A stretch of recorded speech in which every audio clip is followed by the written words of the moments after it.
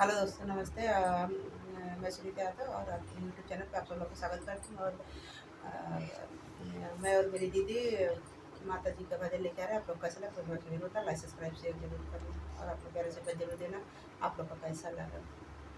तोहरे सहारे मोरी नैया नवरिया खेवाए मैया नवरिया खेवाए मैया नवरिया खेवा ए मैया तोहरे सहारे मोरी नैया नवरिया खेवाए मैया तोहरे सहारे मोरी नैया नवरिया खेवा